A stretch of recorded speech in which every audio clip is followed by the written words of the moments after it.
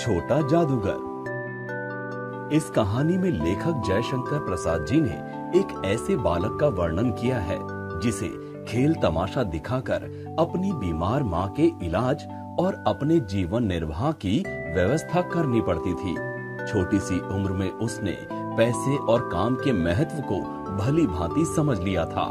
उसके हाथों और शब्दों में विचित्र आकर्षण था। कार्निवल के सभी खिलौने उस बालक के हाथों का स्पर्श पाकर सजीव अभिनय करने लगते थे। प्रत्येक सुबह हमारी कहानी का एक नया पृष्ठ आरंभ करती है जिसे हमें अपने प्रयास से श्रेष्ठ बनाना होता है। मैरी के एश। कार्निवाल के मैदान में बिजली जगमगा रही थी। चारों ओर हंसी और विनोद का कलनाद गूंज रहा था। उस छोटे फुहारे के पास एक लड़का चुपचाप शरबत पीने वालों को देख रहा था। उसके गले में फटे कुर्ते के ऊपर से मोटी सी सूत की रस्सी पड़ी थी और जेब में ताश के कुछ पत्ते थे। उसके मुंह पर गंभीरता के साथ धैर्य की रेखा थी। उसकी ओर न जाने क्यों मैं आकर्षित हुआ।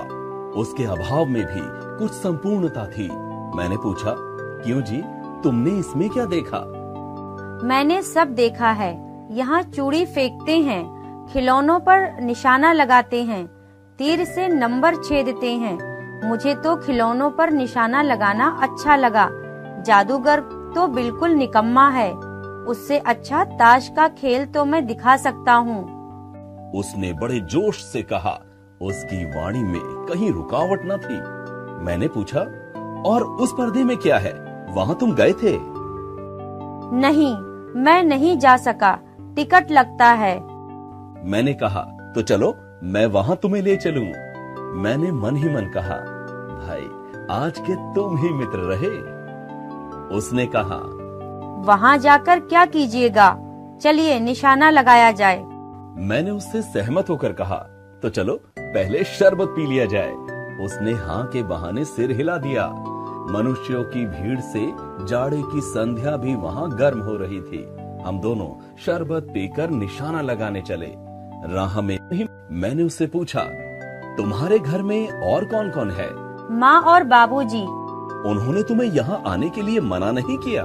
बाबूजी जेल में हैं। क्यों? देश के लिए। वह गर्व से बोला। और तुम्हारी माँ? वह बीमार हैं।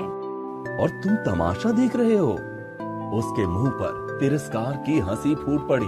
उसने कहा, तमाशा देखने नहीं, दिखाने निकला हूँ। कुछ पैसे ले जाऊंगा तो माँ को पथ्य दूंगा। मुझे शरबत ना पिलाकर यदि आपने मेरा खेल देखकर मुझे कुछ पैसे दे दिए होते तो मुझे तसल्ली हो जाती। मैं आश्चर्य से उस 13-14 वर्ष के लड़के को देखने लगा। हाँ, मैं सच कहता हूँ बाबूजी, माँ जी बीमार हैं, इसीलिए मैं नहीं गया। कहाँ? जेल में। जब कुछ लोग खेल तमाशा देखते ही हैं, तो क्यों न मैं दिखाकर माँ की दवा करूं और अपना भी पेट भरूं। मैंने दीर्घ निश्वास लिया। चारों ओर बिजली के लट्टू नाच रहे थे। मन व्यग्र हो उठा। मैंने उससे कहा, अच्छा चलो निशाना लगाया जाए। हम दोनों उस जगह पहुंचे जहां खिलौनों को गेंद से गिराया जाता था। मैंने 12 टिकट खरीदकर उस लड़के को दिला दिए। वह निकला पक्का निशानेबाज। उसकी कोई गेंद खाली नहीं गई। देखने वाले दंग रह गए। उसने 12 खिलौनों को बटोर लिया, लेकिन उठाता कैसे? कुछ मेरे रुमाल में बांधे, कुछ जेब में रख लिए। लड़के ने कहा, बाबूजी, आपको तमाशा दिखाऊंगा, बाहर आइए, मैं चलता हूँ। वह 9-11 हो गया। मैंने मन ही मन कहा, इतनी जल्दी आंखें बदल गई। मैं घूमकर पान की दुकान पर आ गया। पान खाकर बड़ी देर तक इधर उधर टहलता हुआ सब देखता रहा। झूले के लोगों का ऊपर नीचे आना देखने लगा। अकस्मात किसी ने ऊपर के हिंडोले से पुकारा, बाबूजी। मैंने पूछा, कौन? मैं हूँ छोटा जादूगर। कलकत्ता के सुंदर बोटेनिकल उद्यान में लाल कमलनी से भरी हुई एक छोटी सी झील के किनारे घने वृक्षों की छाया में अपनी मंडली के साथ बैठा हुआ मैं जलपान कर रहा था। बातें हो रही थी। इतने में वही छोटा जादूगर दिखाई पड़ा। हाथ में 4 खाने की खादी का झोला और आधी बाहों का कुर्ता, सिर पर मैला रुमाल सूत की रस्सी से बंधा था। मस्तानी चाल से झूमता हुआ आकर कहने लगा, बाबूजी नमस्ते, आज कहिए तो खेल दिखाऊं? नहीं जी, अभी हम लोग जलपान कर रहे हैं। फिर इसके बाद गाना बजाना होगा बाबूजी। नहीं जी, तुम्हें। मैं क्रोध में कुछ और कहने जा रहा था, तभी श्रीमती जी ने कहा, दिखलाओ जी, तुम तो अच्छे आए, भला कुछ मन तो बहले। मैं चुप हो गया, क्योंकि श्रीमती जी की बोली में माँ की सी वह मिठास थी जिसके सामने किसी भी लड़के को रोका नहीं जा सकता। उसने खेल आरंभ किया। उस दिन कार्निवाल के सब खिलौने उसके खेल में अपना अभिनय करने लगे। भालू मनाने लगा, बिल्ली रूठने लगी, बंदर घुड़कने लगा, गुड़िया का ब्याह हुआ, गुड्डा वर काना निकला। लड़के की बातों से ही खेल हो रहा था। सभी हंसते हंसते लोटपोट हो गए। मैं सोच रहा था, बालक की जरूरतों ने उसे जल्दी ही चतुर बना दिया। यही तो संसार है। ताश के सब पत्ते लाल हो गए, फिर सब काले हो गए। गले की सूत की डोरी टुकड़े टुकड़े होकर जुड़ गई। लट्टू अपने आप नाच रहे थे। मैंने कहा, अब हो चुका, अपना खेल बटोर लो, हम लोग भी अब जाएंगे। श्रीमती जी ने धीरे से 1 रुपया दे दिया। वह उछल पड़ा। मैंने कहा, लड़के। छोटा जादूगर कहिए, यही मेरा नाम है, इसी से मेरी जीविका है।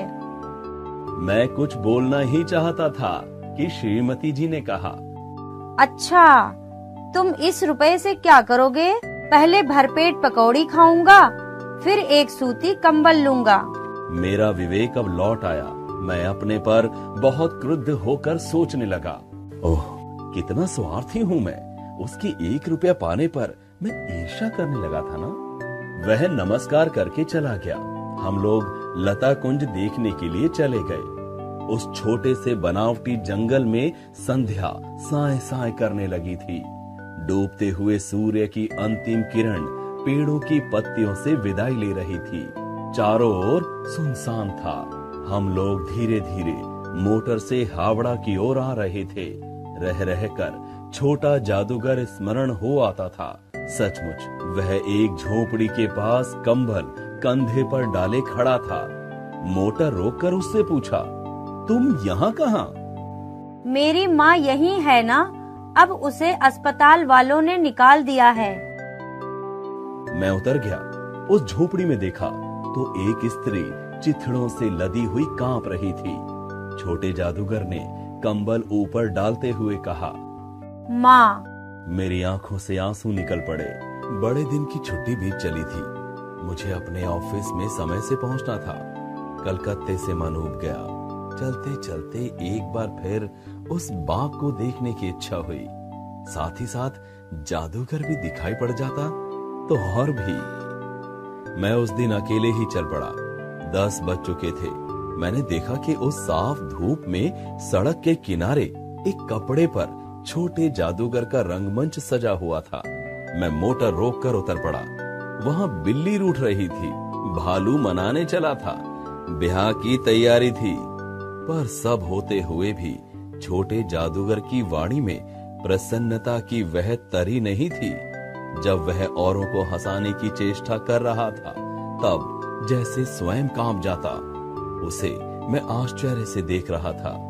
खेल हो जाने पर पैसा बटोरकर उसने भीड़ में मुझे देखा। वह जैसे क्षण भर के लिए मूर्तिमान हो गया। मैंने उसकी पीठ थपथपाते हुए पूछा, आज तुम्हारा खेल जमा क्यों नहीं? माँ ने कहा है कि आज तुरंत चले आना। मेरी अंतिम घड़ी समीप है। अविचल भाव से उसने कहा, तब भी तुम खेल दिखलाने चले आए? उसने कहा, क्यों ना आता? और कुछ अधिक कहने में जैसे वह अपमान का अनुभव कर रहा था। क्षण भर में मुझे अपनी भूल मालूम हो गई। उसके झोले को गाड़ी में फेंककर उसे भी बैठाते हुए मैंने कहा, जल्दी चलो। मोटर वाला मेरे बताए हुए पथ पर चल पड़ा। कुछ ही मिनटों में मैं झोपड़े के पास पहुंचा। जादूगर दौड़कर झोंपड़े में माँ माँ पुकारते हुए घुसा। मैं भी साथ था, किंतु स्त्री के मुंह से बे निकल कर रह गया। उसके दुर्बल हाथ उठकर गिर पड़े।